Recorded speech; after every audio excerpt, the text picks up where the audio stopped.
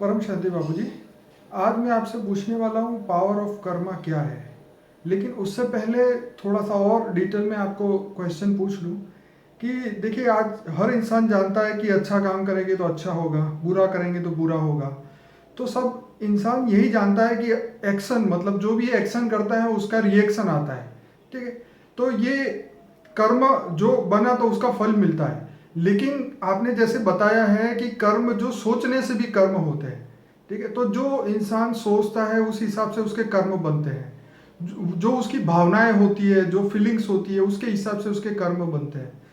तो आप लोगों को ये समझाइए कि कर्म कितने प्रकार के हैं, कौन कौन से प्रकार के होते हैं कर्म, उससे क्या क्या रिजल्ट आता है, कौन से कर्म हद के हैं, कौन से कर्म बेहद के हैं, उससे उसकी आत्मा पे क्या इफेक्ट आता है, उसके शरीर पे क्या इफेक्ट आता है, और वो अपने आगे लाइफ पॉजिटिव करने के लिए और दिव्य पावर प्राप्त करने के लिए उसको कौन से कर्म करने चाहिए और विश्व कल्याण के लिए कौन से कर्म करने चाहिए। देखो, कर्म 3 प्रकार के हैं, ये सब जानते हैं, कॉमन है सब। आजकल कर्म की थियरी तो कॉमन है, इस पर हजारों बुकें लिखी गई है जी। मार्केट में अवेलेबल है। अब कर्म एक तो सत्कर्म है जी। जो आत्माओं को पुण्य की ओर ले जाता है, आत्माओं को नर से नारायण मतलब आत्मा से परमात्मा बनाता है, जीव से शिव बनाता है। और दूसरा है विकर्म। विकर्म माना पाप। जब आत्मा बहुत पाप करती है तो मरते वक्त वो आत्मा की दुर्गति होती है, वो आत्मा असुर वृत्ति वाली बन जाती है और वो असुर लोक में जाती है, माना नरक में जाती है। उसके कर्मों के हिसाब किताब से दूसरे जन्मों में आत्मा की शक्ति कम हो जाने से वो जानवर भी बन सकता है। 84 जन्म के चक्कर में पड़ जाती है, 84 लाख योनि के चक्कर में पड़ जाती है। और तीसरा है जो अकर्म, जो कोई भी सत्कर्म भी नहीं बनता और विकर्म भी नहीं बनता। ऐसे कर्म है जिसको गीता में निष्काम कर्म कहा है। क्या क्या है? निष्काम कर्म। तू निष्काम कर्म कर, ताकि सत्कर्म में भी चक्कर में नहीं पड़ेगा, न तू स्वर्ग में भी जाएगा, न विकर्म करेगा तो तू नरक में भी जाएगा। क्योंकि स्वर्ग में जाएगा तो अच्छे कर्म करेगा तो स्वर्ग में जाएगा, बुरे कर्म करेगा तो नरक में जाएगा, मगर मेरे पास नहीं आएगा। इसलिए तू निष्काम कर्म कर तो तू मेरे पास आएगा। ओके, मतलब परमात्मा की प्राप्ति करनी हो तो आपको निष्काम कर्म ही करने पड़े। हाँ, निष्काम कर्म करोगे तो तुम भगवान के पास जाओगे, परमात्मा के पास जाओगे, ऑलमाइटी अथॉरिटी के पास जाओगे, परम धाम जाओगे। हाँ। तुम मोक्ष को पाओगे, मुक्ति को पाओगे या जीवन मुक्ति में जाओगे। आज इंसान ये सोचता है कि मंदिर जाके या कहीं भी लंगर लगा के लोगों को, हजारों लोगों को खाना खिला के उसको ये लगता है कि मैंने बहुत अच्छा कर्म किया, तो उसका क्या रिजल्ट होता है? देखो, एक कॉमन सेंस है। लंगर तो अच्छा है। लंगर लगा के लोगों को खाना खिलाया, अच्छी बात है। लोगों को जो भूखे लोग हैं या जरूरतमंद लोगों को इसको खाना खिलाना अच्छी बात है। ठीक है, उसकी आत्मा को तृप्ति मिली जी। भूखे हैं इनको आत्मा को क्षणिक, मगर वो तो 1 4 5 6 घंटे में दोबारा भूखे हो जाएंगे। हाँ, बिल्कुल सही। हाँ, तो उसकी प्राप्ति मतलब ये हद के कर्म हुए ना, थोड़ी सी मिल जाती है उसको, मन को संतोष मिलता है कि मैंने लोगों को खिलाया। हाँ, मन के अंदर उसका मन प्रसन्न होता है और मन प्रसन्न होता है कि मैंने 1000 लोगों को खिलाया, हजारों को खिलाया। हद की प्राप्ति होती 4-5 घंटे तक चलता है, मगर जब आत्मा वो दोबारा भूखी हो जाती है तो फिर दोबारा खिलाने वाला दोबारा चाहिए ना।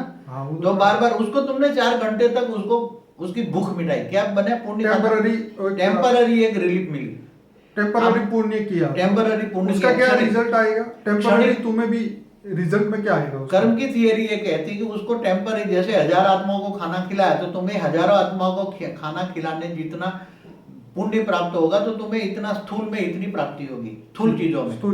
चाहे धन मिलेगा इतना, जितना धन तुमने लगाया इतना धन मिलेगा तुम्हें। ये हद की बात है।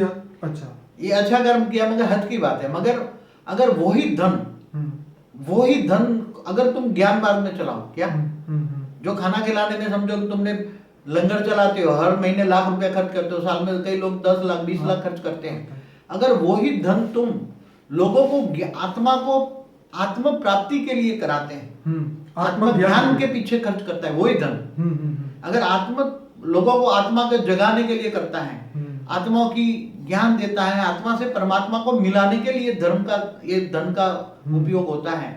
तो जो आत्मा का दिया जलता है, आत्माओं का दिया जलने से तुम करोड़ों लोगों को आत्मज्ञान देते हो, तो तुम आत्मज्ञान, तुम आत्मा का उद्धार करते हो। ठीक है, धन तो वही है, मगर धन ने तुम्हें कहाँ लगाया? आत्मज्ञान में लगाया। लोगों की आत्मा की उन्नति समझाए, आत्मा की अनुभूति कराए, तो वो आत्मा अंत में करोड़ों आत्माओं को आत्मज्ञान मिला और आत्मा को कर्मों की थियरी का ज्ञान मिला और लोगों को सत्कर्म कराए और वो आत्मा धीरे धीरे परम धाम में चला जाए, ऐसा ज्ञान दिया तुमने। कहाँ चला जाए? वो आत्मा क्या बन जाए? तुमने निष्काम कर्म की थियरी बताई, ज्ञान दिया तुमने, वही धन का उपयोग तुमने, तो आत्मा की जो दुआएं हैं, तो तुम्हें बेहद की प्राप्ति होगी, बेहद की प्राप्ति, वो हद की प्राप्ति, क्षणिक प्राप्ति, ठीक है, वो ये तुम्हें बेहद की प्राप्ति। तुमने करोड़ों आत्माओं को कर्म की थियोरी बचाया और निष्काम कर्म की थियोरी बताया, तो वो आत्मा को, करोड़ों आत्माओं को आत्मा से परम आत्मा बनाया। क्या बनाया? परम परम परम आत्मा बन गए और वो कहाँ चली गई? परम धाम। तो तुमने करोड़ों आत्माओं को परम धाम भेजने का काम किया। जैसे लोग कहते हैं तो वो बेहद की प्राप्ति है। तो किसी वो को आत्मज्ञान करा के अगर वो मोक्ष की स्थिति में जाती है वो आत्मा, तो उसका जो पुण्य है उसको मिलता है, उस आत्मा को जिसने ज्ञान दिया। जिन्होंने जो ज्ञान मार्ग में जाते हैं, ज्ञान मार्ग में जो धन लगाते हैं, ज्ञान मार्ग में जो धन लगाते हैं, तो उसी धन की प्राप्ति बेहद की प्राप्ति हो जाती है। कितनी? बेहद। वो तो क्षणिक प्राप्ति होती है, स्थूल धन मिलता है, थोड़ा कुछ जितना प्राप्त, मगर ये तो बेहद की प्राप्ति। तुमने आत्माओं से परम धाम में भेजा, मोक्ष दिया, मुक्ति कराई और उसी के कारण वायुमंडल भी ठीक हुआ ना। कर्मों की गुई गति का राज समझाने से, आत्मा को ज्ञान देने से, आत्मज्ञान परमात्मा का ज्ञान देने से, परमात्मा का परिचय देने से तुम्हें आत्मा को परमात्मा बनाया और परम धाम भेजा। और यहाँ वायुमंडल भी जब आत्मज्ञान होता है तो वायुमंडल भी सतो प्रधान बनता है, तो दुनिया का वायुमंडल भी सतो प्रधान बना है। तो निष्काम कर्म के ऊपर थोड़ा बताइए। जो निष्काम कर्म होता है, जिनका कर्म केवल समग्र विश्व कल्याण के लिए होता है, कितना? धर्म नाच जात से भी परे। क्या? जो धर्म नाच जात से परे कर्म करते हैं वो एक कुंठित कर्म है। क्या है?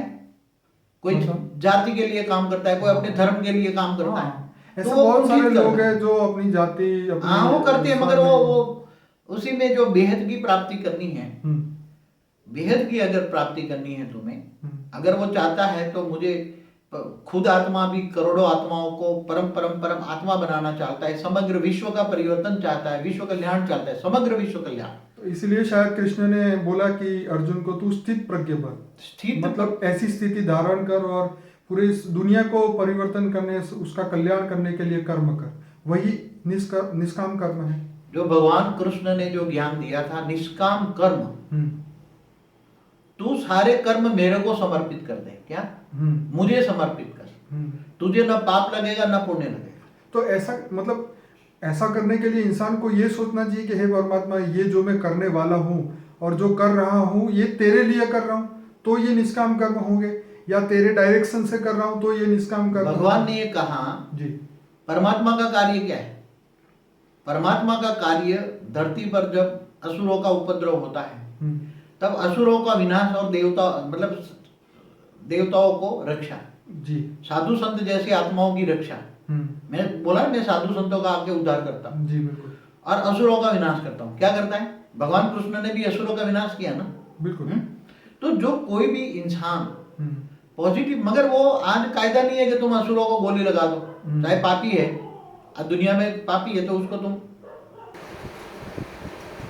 बापू जी अब ये बताइए कि जो योग है जिसके अंदर हम सोचते हैं कि हमारी आत्मा जो है वो परमात्मा से कनेक्ट हो चुकी है, और जो परम तत्व की शक्ति है, जो पावर है, जो परम लाइट है, परम शक्तियाँ जो आपने बताई है, वो हमारी आत्मा के अंदर परम धाम से अनंत ब्रह्मांडों को क्रॉस करते करते आती है।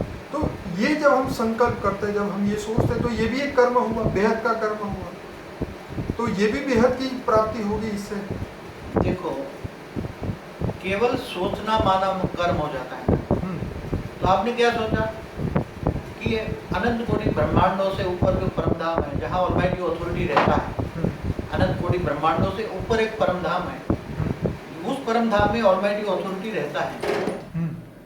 तो ऑलमाइटी अथॉरिटी जहाँ रहता है, तुम उसको डायरेक्ट या इनडायरेक्ट याद करोगे तो तुम्हें परम धाम से शक्तियां आएंगी। परम धाम में शक्तियां कौन सी आती है? शक्तियां कितने प्रकार की?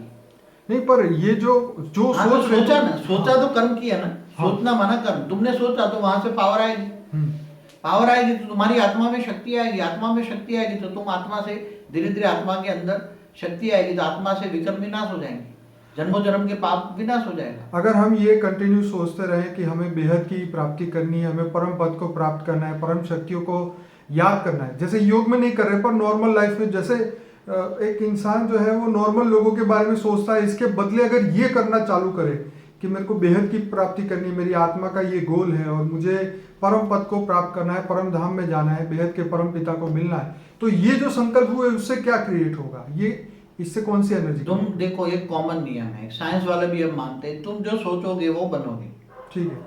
तुम्हारे सोचने से तुम्हारा आसपास का एक ओरा बनता है। पहले पहले तो ओरा बनता है, ओरे से तुम्हारे पॉजिटिव ओरा है तो तुम्हारा जो इच्छा है, इच्छा धीरे धीरे ओरे में एनर्जी आने से ओरा ठीक हो जाता है।